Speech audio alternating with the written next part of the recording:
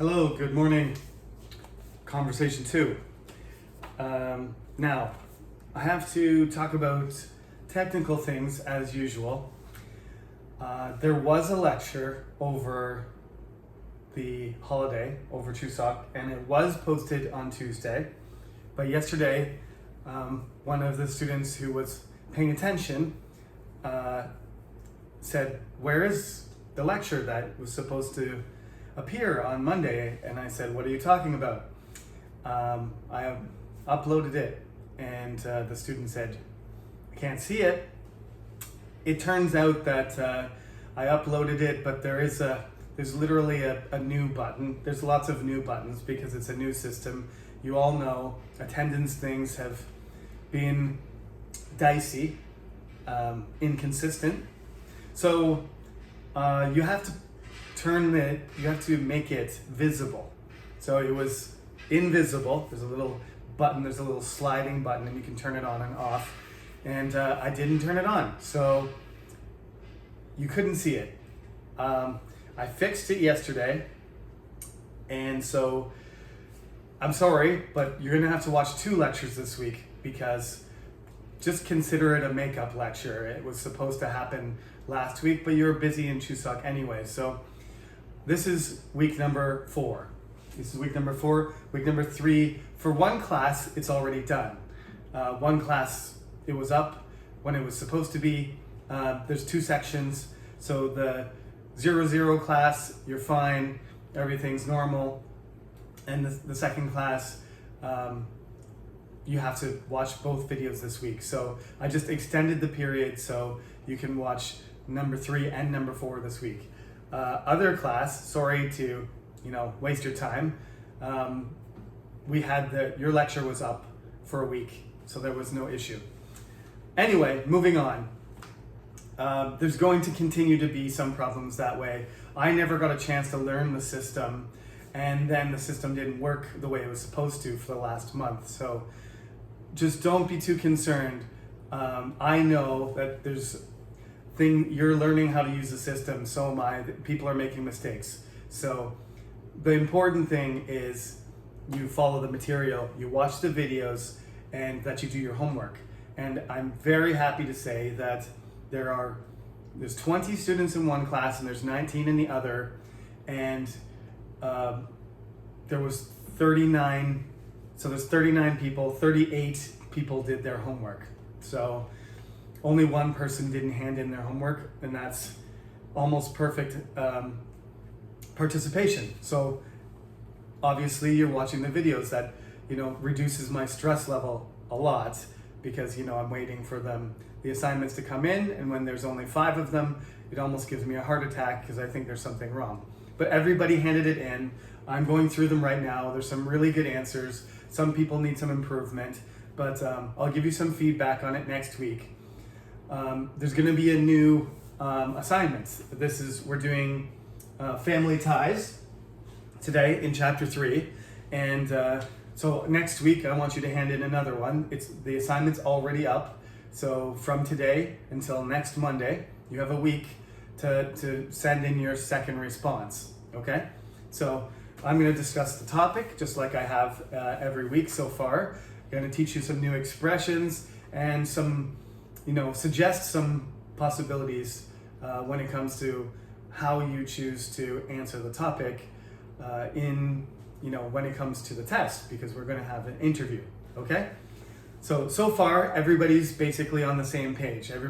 Some people's attendance is not fixed yet, but we will fix it. So just keep going, keep focusing on the class. Don't concern yourself about the technical issues unless you can't even see this lecture. If you can't see this lecture, email me and say, "Professor, where's the lecture?" like the student yesterday did, and I will say, "It's there. You're not doing it right," or "It's not there, there's something wrong." I will make sure it's fixed. Okay? So make sure you get to see the lesson and that you know what you're supposed to do. If there's any issues about that, email me. Attendance things, just forget about it and just watch the material again, if it doesn't click, it doesn't show complete, that is supposed to be being fixed. So as long as they don't fix that, it's not your concern, okay? The time is the concern. So if I say, watch for 45 minutes, do your 45 minutes, pay attention to the class, do your homework, and check the notices, and that's it, all right? So we have a holiday next Monday, but I will do a lesson anyway, and we have a holiday after that too, which is, I think that's pretty awesome. I'd rather have my holidays spread out, so we have a long weekend. That's what we call it in Canada anyway. Most of our holidays are automatically put on Monday because that's where Canadians like them. The government prefers to have Monday off, and most people don't like to go to work on Monday anyway, so that's a popular choice to have a Monday off rather than a Wednesday or whatever. So yeah, I think it's great. We have a 3-day weekend, a long weekend, and we have a shorter week. We have a 4-day work week. However, I'm just gonna, since we're online, there's no reason not to just record as I did on Chuseok, but this time I'll make sure both classes can see it. So log in and take your day off next Monday. Don't worry about the class.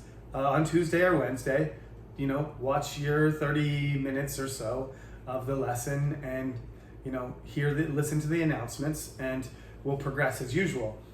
What I do want to do is after these 2 weekends, these long weekends, after Kechanjal and Hangul Day are over, that should bring us to week 7.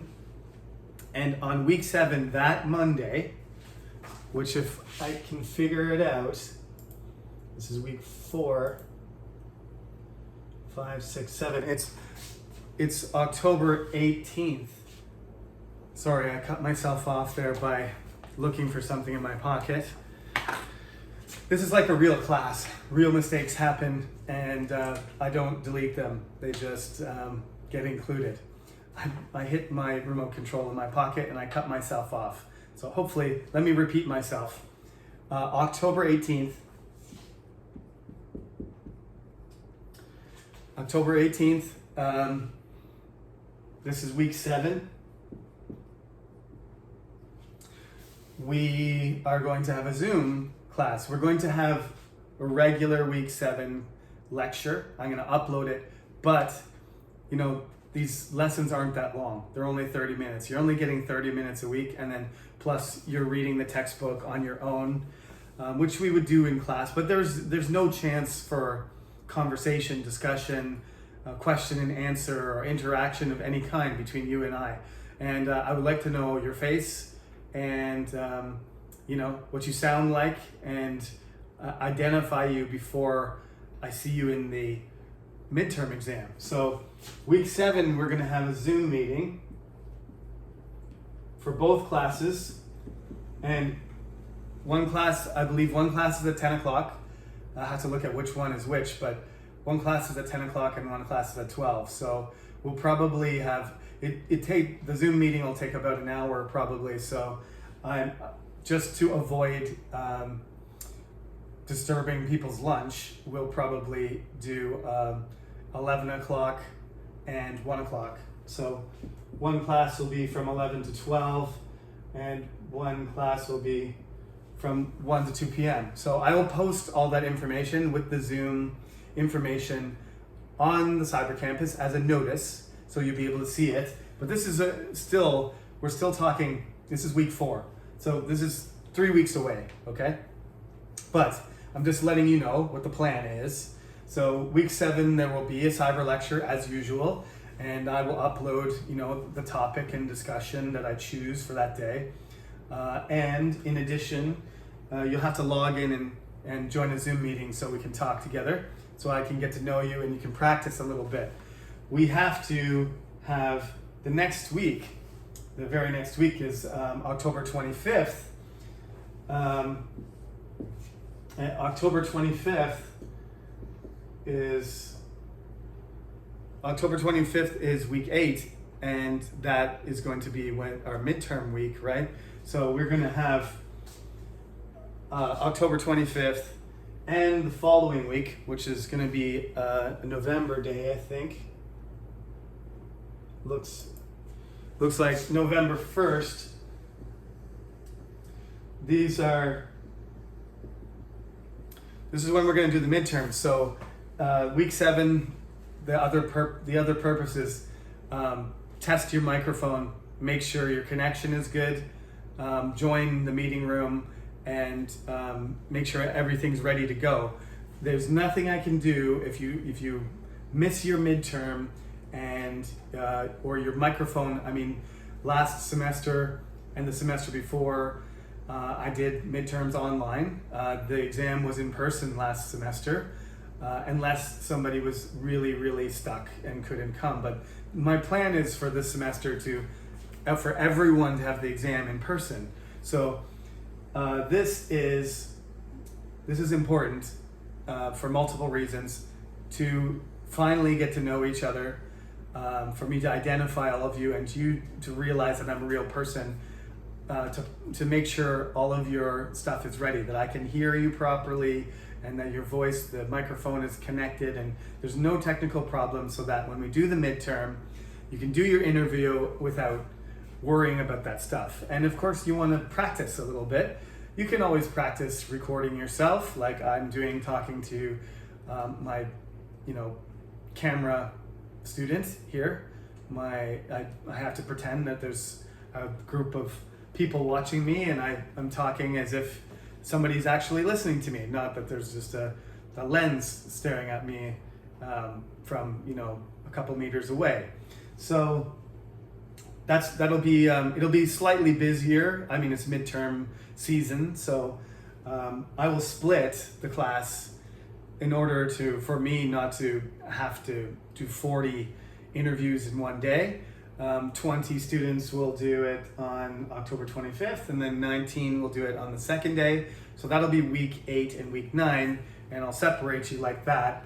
October 25th, there will be no lecture that day. That's our midterm class day. So October 25th, there will be no midterms. There'll just be the midterm exam, and then November 1st, I will record a lecture for that week, and we will finish the midterm exams on that day also, okay?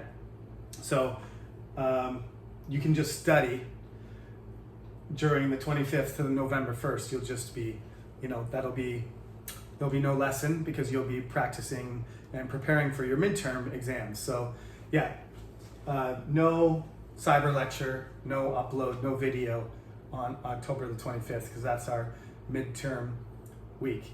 Likewise, our 15th week, the final week in December, there will be no lecture that day either, because that is reserved for exam interviews, okay? And that's in between week 9 and week 15. There are 5 weeks, and most of that will be the content, the chapter content. We usually end up doing 6 chapters before the midterm and then 4 after.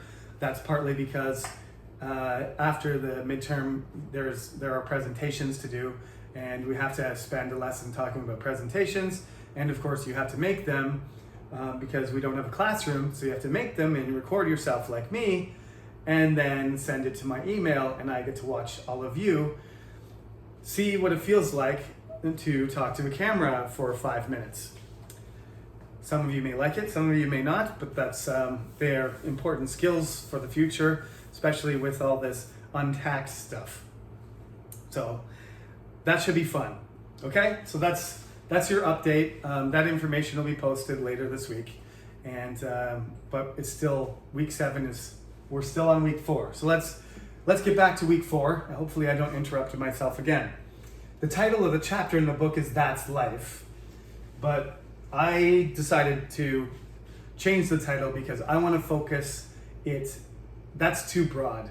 I mean, I like broad topics. I like asking, very open-ended questions, but in an interview, it's probably not going to happen that somebody asks you, how's life? or what's your life like? It's not going to be that broad. That's a question that you would ask usually when you say to somebody, how's it going, or how's life? That means you know the person already, right? You know a lot of information about them already. You've met them before or something. So you let the person choose anything. Oh, my job's really tough. I just had a baby. I'm about to get married. I broke up with my boyfriend. You know, they choose anything in their life. Oh, I bought these stocks. Oh my God, they went up last week. They just went crazy. They went to the moon. That's never happened to me, but maybe it happened to somebody. You just pick a stock, and the stock goes up, and you sell it, and you all of a sudden you got an extra ibek manwan in your pocket, and so you're happy about that. And when somebody says, how's life? You say, great, I made so much money this week. Okay, so you get to choose negative, positive, whatever. I don't want to include that in our tests. I think it's some question that you would ask more in a discussion, not in an interview, when you're meeting somebody that, like I said, you're already acquainted with. So instead, I want to talk about family ties, but we're not going to just restrict it to actual family, because we do have these expressions in English like he or she is like family. Some families are very close, and some are, they're close, but at the same time not that close, I'm a good example. My brother lives in Qatar. You say Qatar, I think, in Doha. So he's in the Middle East. I'm in Korea. My parents live near Toronto in Canada. So we are like scattered all over the earth. I haven't seen my parents in 3 years. I often call them, especially with Zoom, and have video calls. But basically, on a daily basis, we're not that close. We're not physically close. We're, emotionally, we're still close to each other. If there was a problem, my parents would come to Korea and rescue me, or they would help me, whatever it was. They're always ready to support me. But they're not here, and if they wanted to come, it would take them at least 24 hours to get here. So, I have to depend on other people, or I just have to depend on myself.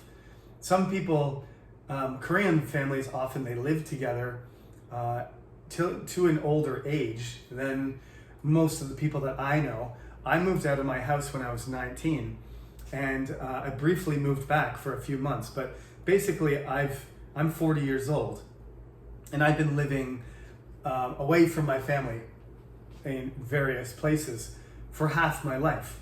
So other people may have stronger dependence and stronger ties, and some people have families that are not close. Some of them, brothers and sisters, drift apart. I have friends of mine who don't even talk to their brothers and sisters or their aunts and uncles. Sometimes part of your family is really close and the other part isn't.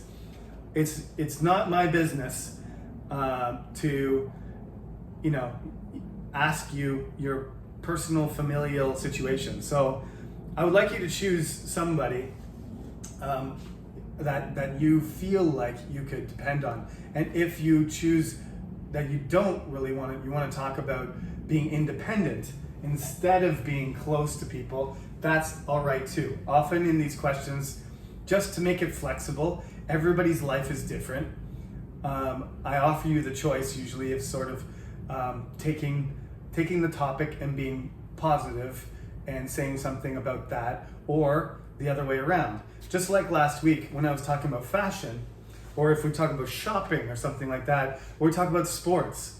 These topics are things that people might be interested in and might love, or they might be indifferent to, basically, or they might really dislike it. Some people hate shopping. It's a very popular thing, but it's the same thing about sports. Like, some people love sports and they watch it all the time, and some people hate it. So the situation for you could be much different than another student. That's totally okay.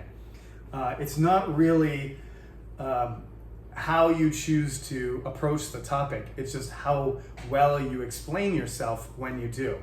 So if it's somehow not on topic, like if you talk about sports, you start talking about your family, and then you start talking about how your brother loves soccer, and then you start talking about, how you love, I don't know, Spanish soccer, but Ronaldo and Messi left, and now they're playing in Paris Saint-Germain and in Manchester United, but both of them haven't scored any goals yet. And what happened to them? Are they too old? What am I talking about now?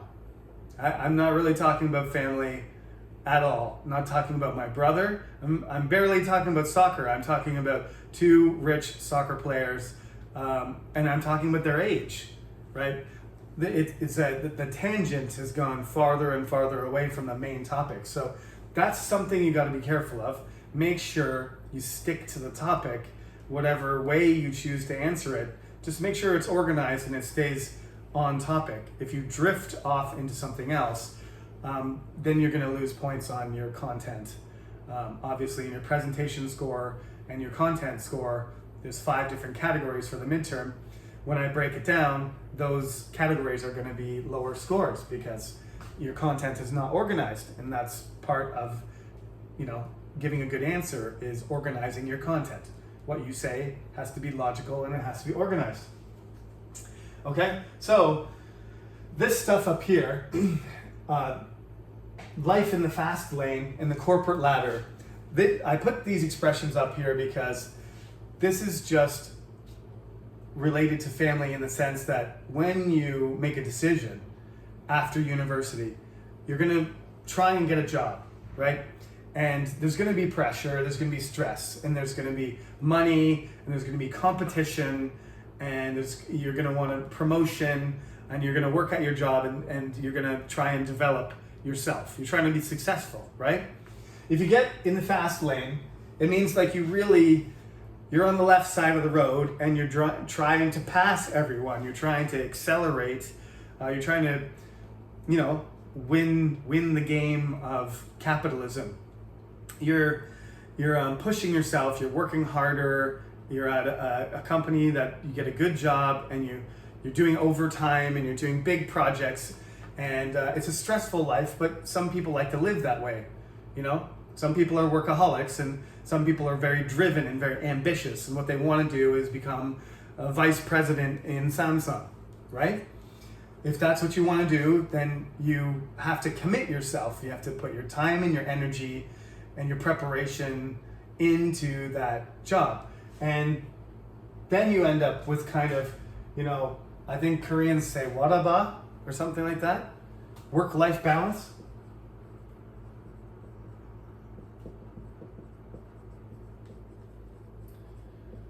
It's WLB, but there's some kind of expression, waraba, I think, something like that. I could be wrong. Don't make fun of my Korean. That's not my area of expertise. But there's what I'm talking about. Work-life balance is how much work you do and how much rest and socialization and free time you have for yourself or for other people. And if you have a family that spends a lot of time together, you know what I mean. Your parents have to make time for that. You gotta, I do as much as I can whenever I'm not working. I pick up my kids from school and I play outside with them. I play sports with them. We try to read books together. That's just makes the family closer and develop more as a group. And then, but sometimes I have too much work to do. Yesterday was Sunday, and I left my family at home, and all day I worked. Some parents have to do that. I know lots of younger Koreans, and some of their parents, they have different schedules, and some of them have to work on the weekend, and they have business trips and stuff like that. These are the things that you can talk about when you're talking about family ties. It depends. Some people are lucky, and their parents have good schedules, and they spend a lot of time together. I know some Korean couples that are both doctors. One's a GP and the other one's a surgeon. One of them's a psychologist, psychiatrist rather. One's a psychiatrist, and the other one is a stomach surgeon, and one of them is pediatrics, kids doctor, and the other one is an ear doctor or something like that. If your parents are both doctors, you all know, surgeons have to work in the middle of the night. Sometimes they do day surgery, night surgery. Sometimes they work in the emergency room if they're in the hospital. If you're a heart surgeon or something, if somebody, has a heart problem in the middle of the night, that's when you work. So if your parents are both doctors, how much do you get to see your, parents? Two of my neighbors, both couples, they're both doctors, and I see the kids a lot, and I never see the parents. Like, never. They're always, the only time I see them is when they're going to the parking lot and they're driving to the hospital. Obviously that family has a lot of money because both of the parents are doctors, but they don't have a lot of time. They can't even take vacations very often. Like, I was like, when was the last time you took a vacation with your family? And the mother, who speaks English very well, by the way, doctors often can speak English. She was talking like, it was, I don't know, when my kids were like kindergarten, and her kids are like in, they're grade 5 now. They're like Korean age 12. So 7 years ago, they took a vacation, family trip. My family took at least one. We went camping, and usually we went to, a hotel or a cabin, or, Koreans would say a pension, something like that, once or twice a year. Like, I've had, when I was young, I probably had 20 family vacations. It sounds like this family has had one family trip for 1 week, once every 7 years. Maybe I don't want to be a doctor. Maybe you don't want to be a doctor either, because that's the trade-off, right? If you were a vice president in Samsung, it would be a similar thing. How many family vacations are you going to get when the company needs you to manage, big projects and hundreds of people all the time? I imagine that they don't get very many, at least long family vacations. These are all things to consider. I also put this in here because pecking order and hierarchy is, levels of status and power. And in companies, if you decide that you want to go into a business, you're going to come in at the bottom, and there's kind of a pyramid with the president and the CEO and the board of executives at the top, right? There's the presidents and the VPs, and then there's the senior directors and the board of executives, and then there's the directors and the junior directors and the senior management and so on, all the way down to the people who are clerks and desk workers and researchers in the company, in a big mass at the bottom, and then there's a triangular shape, right? So when you get into this, you guys and girls, all you students, most of you are freshmen actually, this is conversation 2. I know your schedule, especially because we're online, it's just all over the place. I don't think that's particularly healthy, but who cares, because you're young. So a crazy schedule and sleeping late and staying up all night, that's fine. University, it's college. Have fun, stay up all night, play a lot of computer games, but realize this is not real life. College and university is not real life. You're gonna have to decide what kind of life that you want. Are you going to be a freelancer? Are you going to be a businessman? Are you going to be a public officer? Are you going to be a doctor? You can be whatever you want to be. It's not too late. You're a freshman. English majors can end up, I briefly considered going to medical school. If you decide that you wanted to get into science, or you're already not an English major, you're taking this class, but you're a biology student or something like that, maybe that's what you're thinking about doing. But you have to make these decisions by the end of university. You have to start to figure out what kind of lifestyle you would like to have. For most of us, that's going to include a strong connection to your family. And as you become independent and make your own decisions, maybe you'll separate more and more from your family and see them less and less. But the amount of support that you got from them is probably important. So I would like you to discuss your relationship with friends, family, and your idea of your lifestyle and how it includes your relationships. What is more important to you? Are you going to just leave your home country like your professor? Just leave everything and just, have no money and then show up in another country and then start working and then never leave. That's what happened to me. 15 years ago, I got on an airplane with a laptop and a suitcase, and I came to Korea and that's all I had. I literally had nothing in the bank account, just a credit card that was already had a bill to pay on it, and I took the airplane to Incheon, arrived in Daejeon, and still here. That's what I did. I completely went rogue. I went all by myself to Asia, and I still had my family ties, but they were not available, and I did everything myself. I formed all my new connections here, and eventually I got married, and now I have my own family. So this topic has a lot of different choices just related to family or independence or choices between, family and career and what you prioritize, okay? That's what I would like you to do. In the book, to be honest, the reason I didn't talk about the book too much is it's pretty basic stuff. They're asking you, who's in your family? Husband, mother, brother-in-law, kids, only child. There's a bunch of vocabulary and stuff. What's more useful is the grammar lesson, as usual. You got present perfect and the past perfect there. So if you want to talk about something, your relationship with your family until now, Koreans love to say until now, but that's actually not the best way to express it because we have a tense for that. It's called the present perfect and the past perfect. So if something's in the past and it comes up to something in the past, use the past perfect. And if it's something in the past that comes up to the present, it's ongoing, started in the past and until now, then you get to use the present perfect.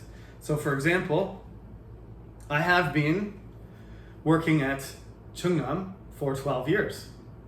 I don't need to say I've been working at Chungnam until now. I could say that and you would understand, but in English, you change the tense, right? Instead of saying until now at the end of the sentence, you can do that in Korean or you can do that in Chinese, but the way to do it in English is to just conjugate the verb using the present perfect. And if I'd been talking about, if I'd quit my job, if I talk about what I did before, in Canada, I worked at an international high school for 1 year. So I can say I had been working at Columbia International College for 1 year when I decided to come to Korea, because that's the job I had before I moved to Korea. I worked at a international high school called Columbia College in Hamilton, Ontario, which was for international students, international high school students. That's where I got my experience before I came to work in Daejeon at an adult hagwon, and then I moved here to Chungnam. So there's some examples there. They show you how to use, the present perfect and the past perfect on page 29. There is a grammar reminder at the back of the book. They summarize everything, so you can go to the back and look at the rules. Page 132 is the Unit 3 grammar, so check out the back if you want to. I'm not really teaching grammar in this class, but it's always good to practice your grammar as you go. I think the best way to become better at grammar is to just learn it passively and apply it in sentences rather than memorize it. But certainly this table gives you an exact idea of how to construct. And it's even got like a timeline. My teachers used to do this when I was at the top of the page when we were studying French grammar, which is pretty difficult stuff, in my opinion. She always drew lines, and there was always boxes, and you had to conjugate all the verbs and stuff. So if that's what you like, then that helps you with your grammar. Page 132 there. Also on page 30 and 31, there's a heartwarming story about two sisters that were separated and then found each other after 50 years.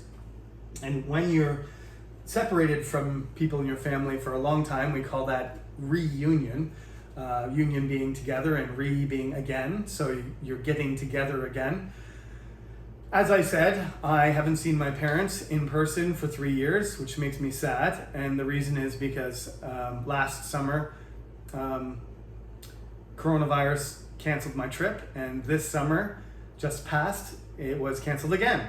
So next summer we are going to have a reunion in Canada. I don't care how much coronavirus there is, because I gotta go. It's 4 years. My parents are getting old.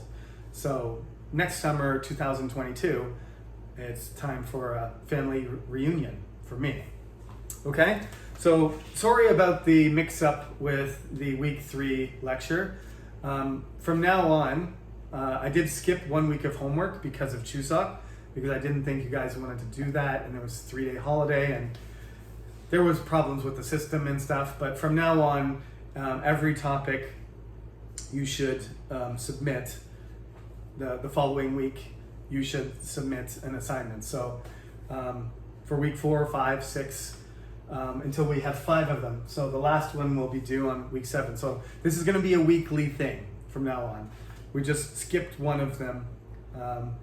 We just skipped the fashion one because it was Chuseok, and I would have been grading and you would have been writing. So I just gave us a week off. Okay, so that's it for today. Thank you for tuning in, and again, 38 out of 39 students did their homework, so please do the same thing. Keep it up. Don't forget to do your homework. Just keep up to the material in class, and I'll see you again next Monday. Have a good week.